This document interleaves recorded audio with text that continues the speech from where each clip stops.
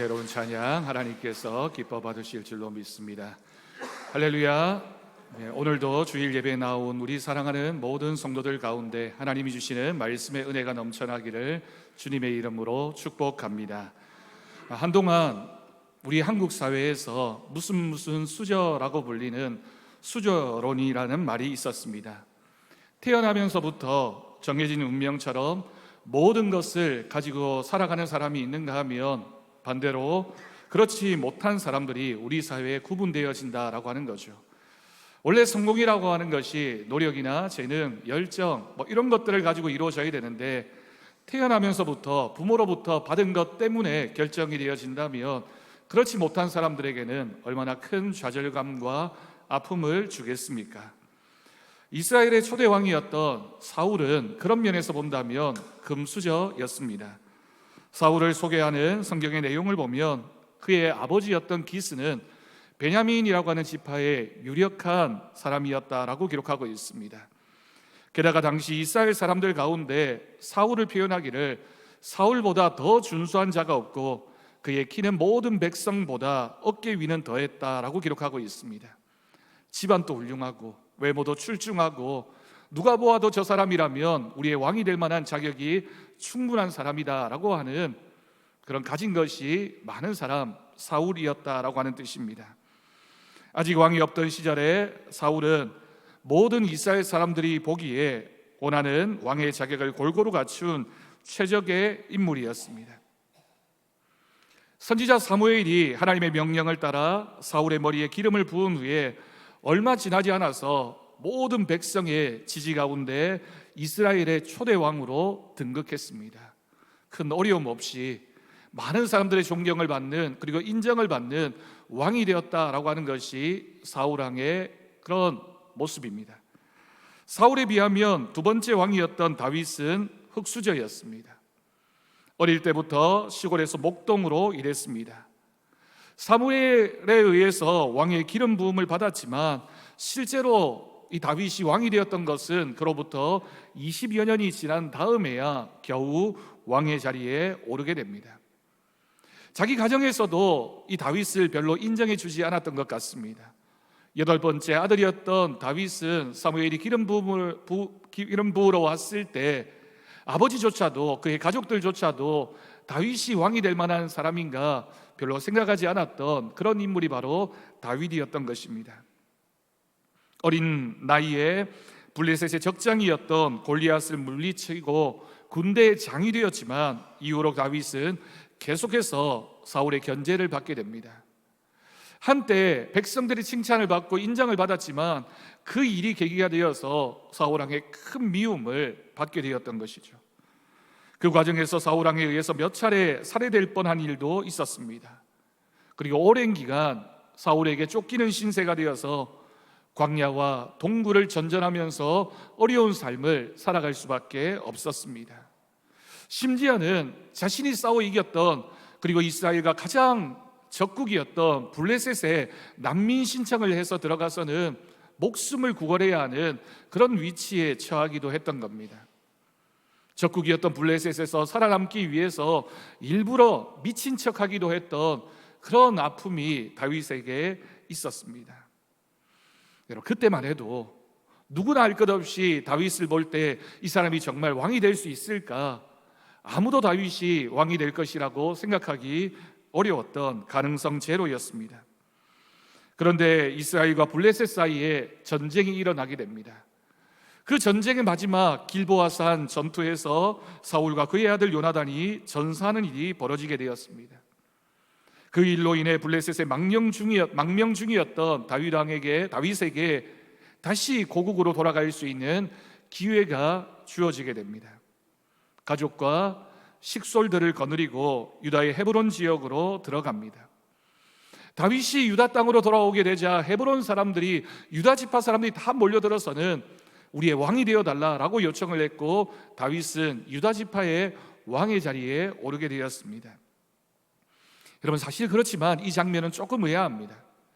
그동안 사울이 이스라엘을 워낙 망쳐놓았기 때문에 지금 당장이라도 얼마든지 다윗이 마음만 먹으면 사울의 잔당을 몰아내고 이스라엘 전체의 왕이 될 수 있는 자리를 차지할 수 있었음에도 불구하고 다윗은 그렇게 하지 않았고 서두르지 않은 채 유다 지파의 왕으로 시간을 보냈던 겁니다.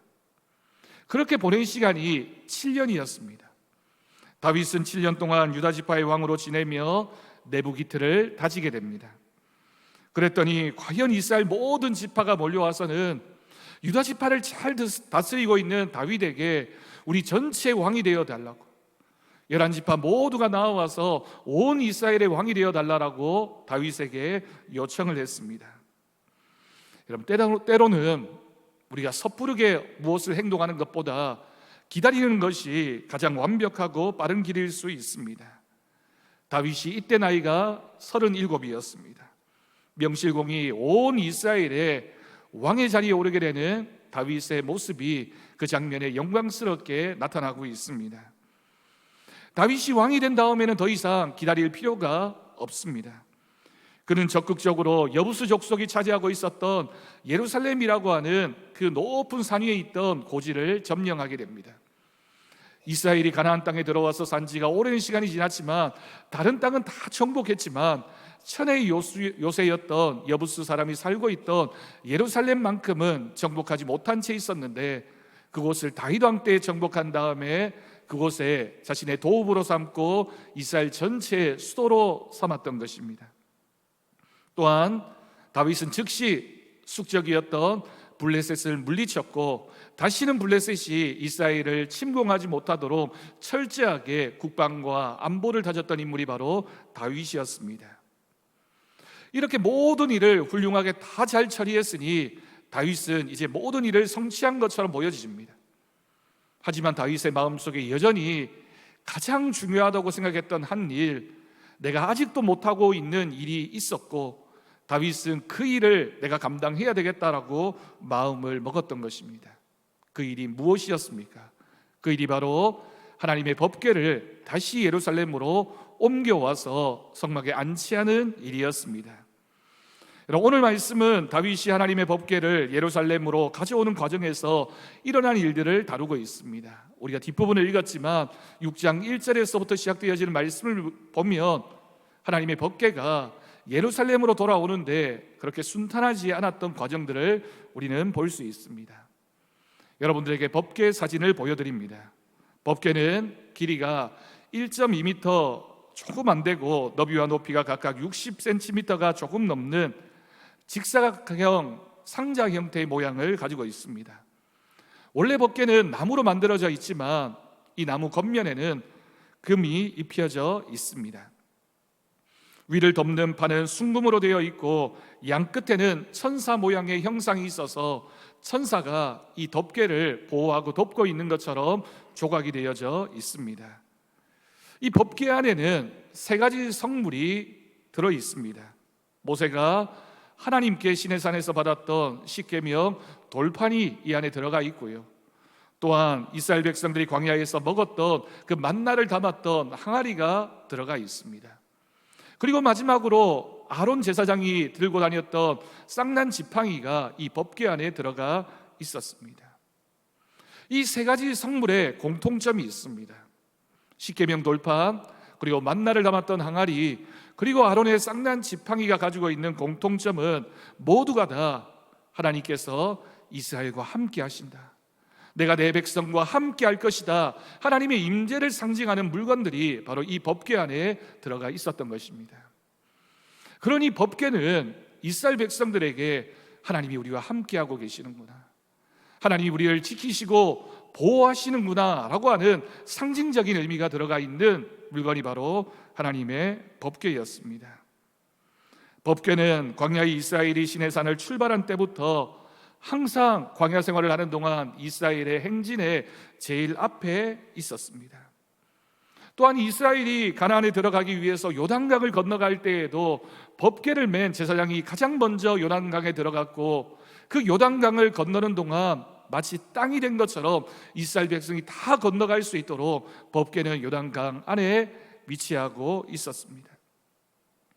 가나안 땅에 들어간 이후에 여리고 성을 돌 때에도 7일 동안 매일 한 바퀴씩, 그리고 마지막 날에는 7바퀴를 도는 동안에도 법궤가 이스라엘 백성들 제일 앞에 서서 이스라엘 백성들은 법궤를 따르면서 여리고성을 정복하는 놀라운 성과를 내기도 했습니다.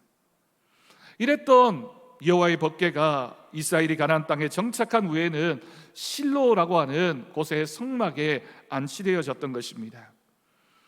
그런데 안타까운 일이 일어나게 됩니다. 엘리 제사장 때 이스라엘 백성들이 블레셋과의 전쟁에 임하면서 이 하나님의 법궤를 전쟁터에 가지고 가면 지금까지 지고 있었던 이 전쟁이 하나님의 법궤 때문에 우리가 승리할 수 있지 않을까, 그런 생각을 가지고 이 법궤를 전쟁터로 옮겨가게 된 것입니다.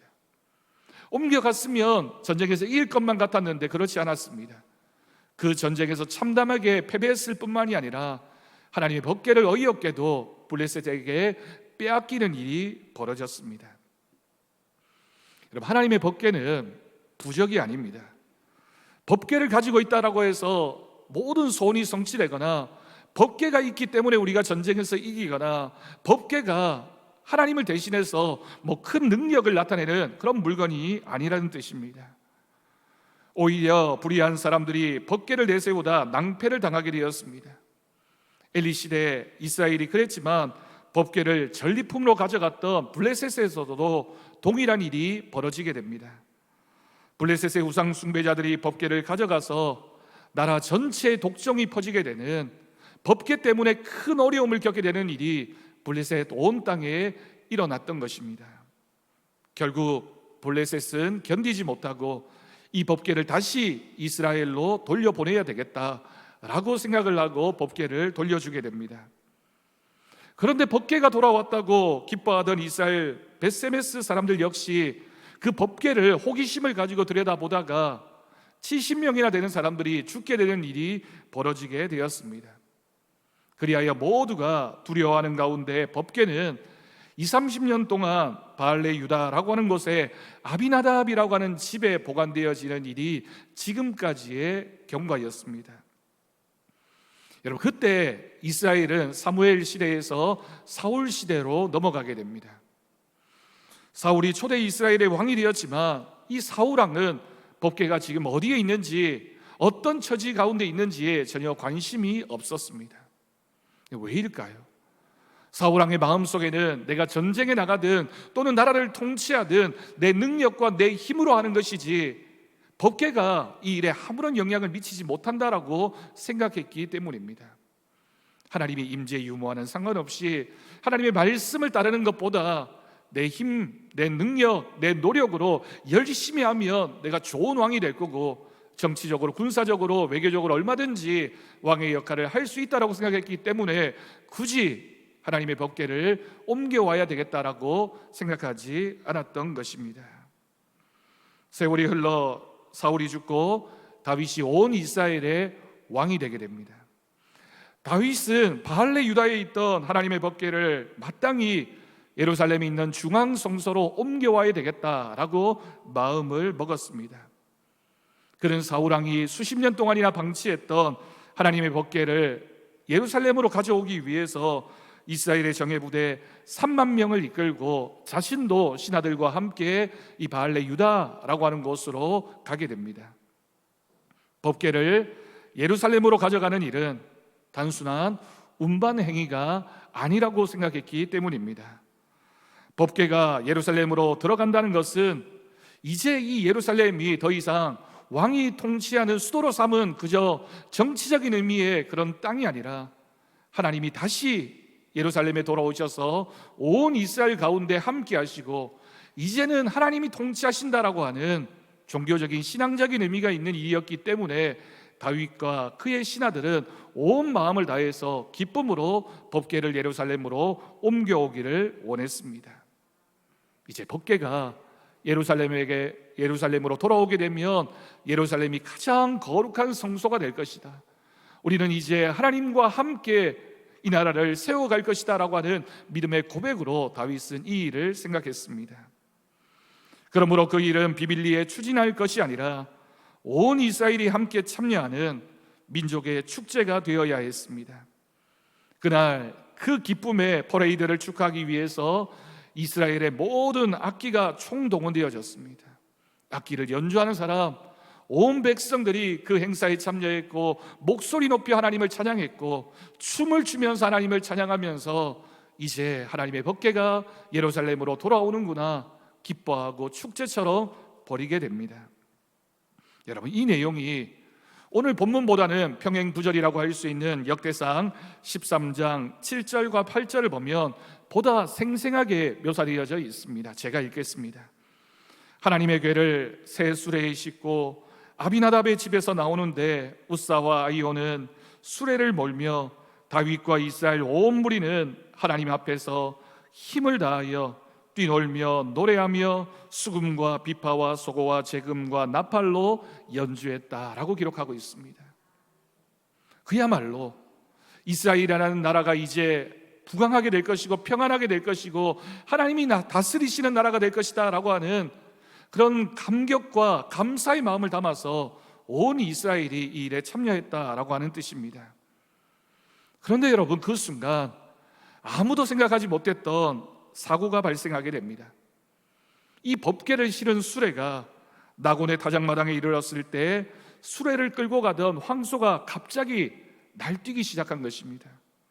법궤가 출렁거리자 수레를 뒤따라가던 우사가 반사적으로 손을 내밀어서 그 떨어질 뻔한 그 법궤를 붙잡게 됩니다.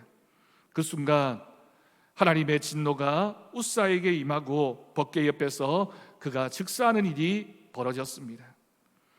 이 일이 있자 다윗은 즉각 법궤의 운반을 중지시켰습니다. 춤과 음악이 멈추고 축제도 거기서 끝이 났습니다. 이 상황을 바라보고 있던 다윗은 하나님의 진노를 경험하면서 그곳의 지명을 베레스 우사, 하나님께서 진노하시고 하나님께서 분을 발하셨다라고 하는 지명으로 바꾸어 부르게 됩니다. 하나님이 우사를 잡아 찢으셨다라고 하는 뜻입니다. 여러분, 지금까지의 이 일을 생각해 보면 우리는 당연히 중요한 질문 하나를 하게 됩니다. 하나님께서 왜 우사에게 진노하셨을까요? 도대체 무슨 문제가 있어서 이렇게 축하스럽고 경사스러운 이 일에 모든 백성들이 한 마음으로 기뻐하고 있는 이 일에 하나님은 왜 진노하셨고 우사가 죽음을 맞게 됩니까? 우사가 한 일이 무엇입니까? 단지 수레가 흔들릴 때 법궤를 붙잡은 일이었습니다. 만약 그게 잘못이라면 법궤가 땅에 떨어지도록 방치해야만 했을까요? 만일 우사가 하나님의 진노로 죽은 것이 맞다면 하나님은 참으로 비정하시고 독단적인 분으로 느껴질 수도 있는 그런 장면입니다. 하지만 여러분, 왜 이 일이 일어나게 되었는지는 우리가 말씀을 통해서 답을 찾을 수 있습니다. 이 사건과 비교되어지는 일이 3개월 후에 일어나게 됩니다. 지금 오늘 본문은 첫 번째 하나님의 법궤를 예루살렘으로 옮겨가는 일이라면 3개월 후에 두 번째 하나님의 법궤를 예루살렘으로 옮겨가는 일을 다윗이 하게 됩니다. 두 번째, 그때는 모든 일이 성공적으로 잘 마무리되어졌습니다. 그렇다면 우리가 조금 전에 했던 그 질문에 대한 답을 여기서 찾을 수 있습니다. 첫 번째 하나님의 법궤를 운반하려고 했을 때의 그 모습과 두 번째 하나님의 법궤를 성공적으로 운반했던 이 모습을 비교해 보면 무엇이 잘못되었는지 그 이유를 찾을 수 있지 않겠습니까?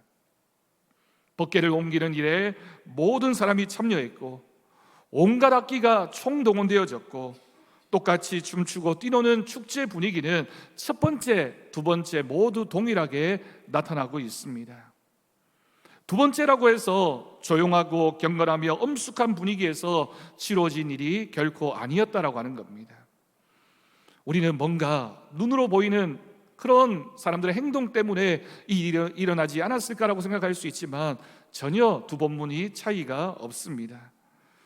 혹시 또는 하나님이 특정한 악기를 싫어하신다거나 춤추는 것을 미워하신 것도 아니었습니다. 왜냐하면 오늘 본문을 보면 다윗이 하나님의 법궤가 예루살렘 성으로 들어갈 때 춤을 추며 하나님을 찬양하고 영광 올려드렸던 모습이 생생하게 기록되어져 있기 때문입니다. 그렇다면 무엇이 결정적으로 달랐을까요? 이 두 장면, 사무엘하 6장 3절 말씀과 오늘 본문 6장 12절 말씀을 봅니다. 자세히 보면 여러분, 두 본문 사이에는 법궤 운송 방식 차이가 다르다는 것을 발견할 수 있습니다. 3절에서는 하나님의 궤를 새 수레에 싣고 라고 표현하고 있습니다. 새 수레에 실어서 이 하나님의 법궤를 운반했던 것입니다. 12절 말씀을 보면 제사장들이 법궤를 메고 갑니다. 법궤를 새 수레에 싣고 가든 제사장들이 직접 메고 가든 그것이 뭐 그렇게 중요한 일이냐라고 생각할 수 있겠지만, 하나님의 말씀에서는 이 일이 굉장히 중요한 일이었기 때문에 이렇게 구분해서 기록하고 있는 것입니다. 이 질문에 대한 해답이 출애굽기 25장 14절과 15절 말씀에 기록되어져 있습니다. 일찍이 하나님은 모세에게 법궤를 운반할 때에는 반드시 법궤에 부착되어진 고리에 막대기를 끼워서 어깨에 메고 운반하도록 하셨습니다. 14절 15절을 보면 그 하나님의 법궤의 양 모서리에 고리가 있었고 그 고리에 막대기를 끼워서 제사장들이 어깨에 메고 운반했습니다. 조금 전에 여러분들에게 보여드렸던 그 법궤의 사진에서도 그 고리가 표현되어져 있고 막대기가 끼워져 있는 것을 볼 수 있습니다. 무슨 뜻입니까? 하나님의 임재를 상징하는 이 법궤에는 손을 대어서는 안 된다는 겁니다. 민수기 7장 9절 말씀을 보면 법궤를 메는 일은 아무나 해서는 안 되고 반드시 레위 자손 제사장 중에 고핫 족속이 감당하도록 했습니다. 특별한 사람, 하나님의 규칙과 법도를 따라서 그 법궤를 운반할 수 있는 사람까지도 정해 두었던 것입니다. 만약에 법궤를 만지게 되면 죽습니다. 레위기 16장 2절 말씀 보면 심지어 근처에 가까이 다가가도 그가 죽습니다. 그래서 자세히 오늘 말씀의 앞부분을 보면 다윗도 처음에는 하나님의 법궤를 운반하는 방식을 메고 오는 방법을 택했다라고 볼 수 있습니다. 사무엘하 6장 2절 말씀입니다. 다윗이 일찍이 일어나 자기와 함께 있는 모든 사람과 더불어 바알레 유다로 가서 거기서 하나님의 궤를 메어 오려 했다라고 기록하고 있습니다. 다윗도 처음에는 내가 바알레 유다의 땅에 가게 되면 하나님의 궤를 메어 와야 되겠다, 우리가 그렇게 하자라고 결정했던 것이죠. 그런데 여기서 변수가 생겨나게 됩니다. 하나님의 말씀에 중요한 변경사항이 있었던 것이죠. 바알레 유다에서 오랫동안 법궤를 봉안해온 아비나답의 아들 우사와 아히오는 전통적인 방식을 뒤집는 새로운 방식을 제안을 했습니다.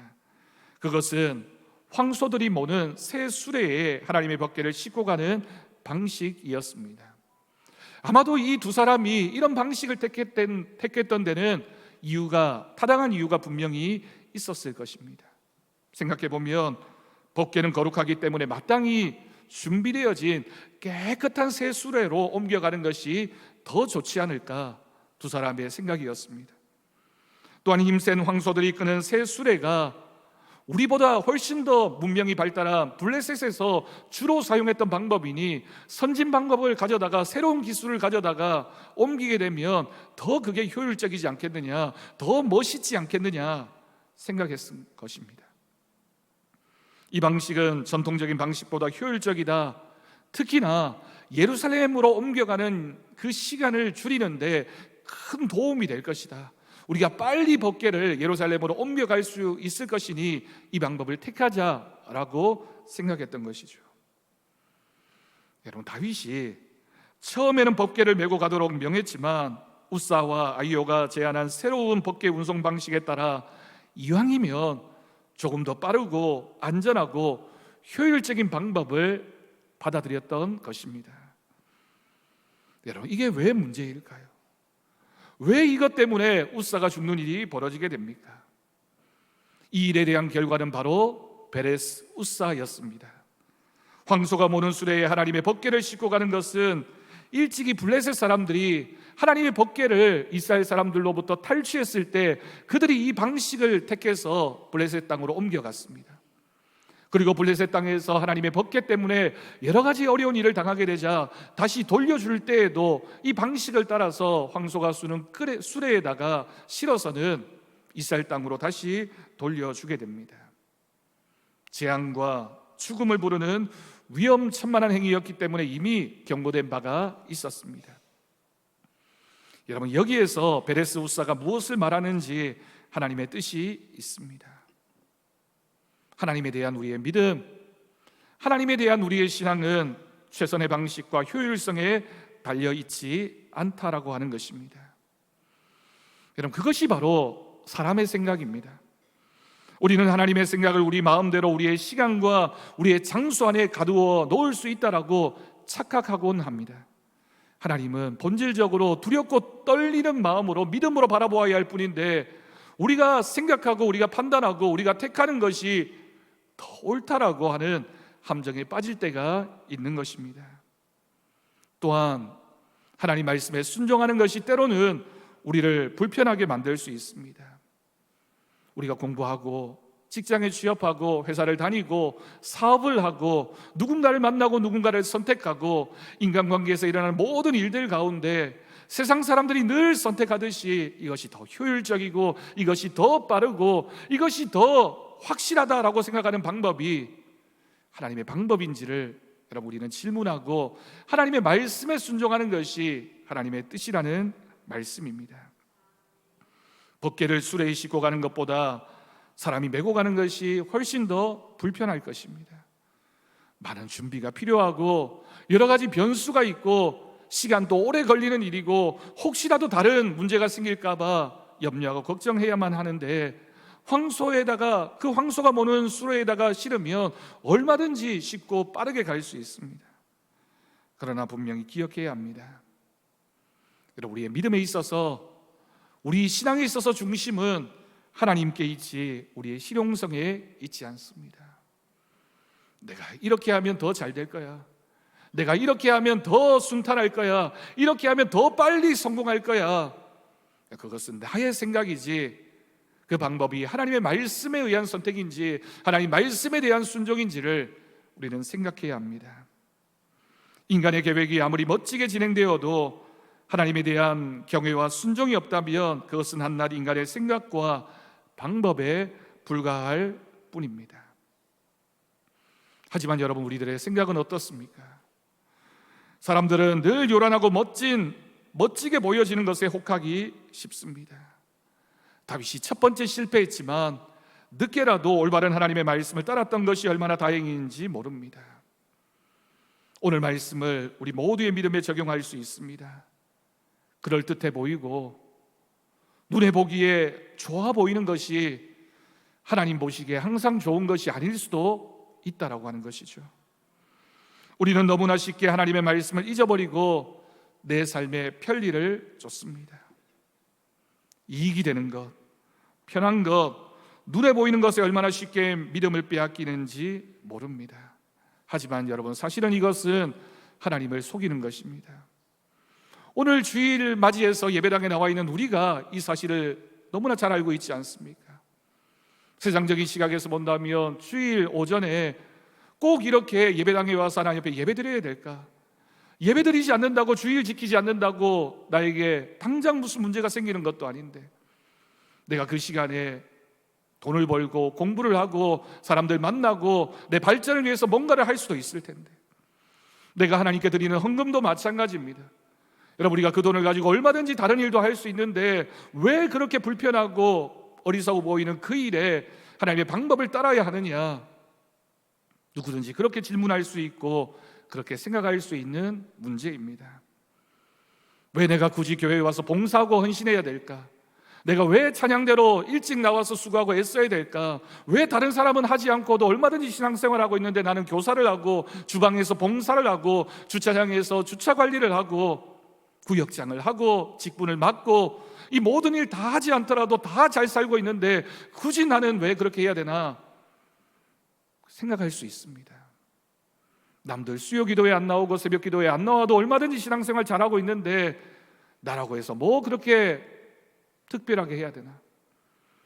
하나님 말씀 읽고 묵상하고 큐티하는 것 하지 않고서도 다 잘 되는 것 같은데 굳이 내가 그렇게 해야 되나? 여러분, 생각할 수 있습니다. 여러분, 정말 그게 신앙일까요? 하나님이 우리에게 원하시는 것이 무엇입니까? 내 삶의 성공의 기준이 무엇입니까? 우리가 무엇에 잘 되어야지만 우리의 인생이 성공하는 것이고, 우리가 무슨 일을 경험해야지만 우리의 삶에 진정한 기쁨이 찾아올까요? 시편 2편 11절 말씀은 믿음이 무엇인지를 정확하게 우리에게 가르쳐주고 있습니다. 여호와를 경외함으로 섬기고 떨며 즐거워할지어다. 여러분, 여호와를 경외한다라고 하는 것이 바로 하나님을 향한 믿음입니다. 그런데 그 믿음의 본질을 이 말씀에서는 세 가지로 설명하고 있습니다. 섬기고 떨며 즐거워하는 것입니다. 여러분, 이 세 가지 중에는 두 가지가 모순이 되고 있습니다. 떨며라고 하는 것은 하나님을 두려워하는 겁니다. 그 뒤에 나오는 기뻐한다라고 하는 것은 우리의 마음속에 기쁨이 있는 거죠. 이런 믿음은 두 가지 본질입니다. 우리가 하나님 앞에 하나님을 두려워하는 마음이 있어야지만 하나님을 잘 섬길 수 있고, 또한 하나님으로 인하여 내 삶에 감사와 기쁨이 넘쳐나는 삶을 살아야지만 그것 또한 하나님을 향한 우리의 믿음의 고백이기 때문입니다.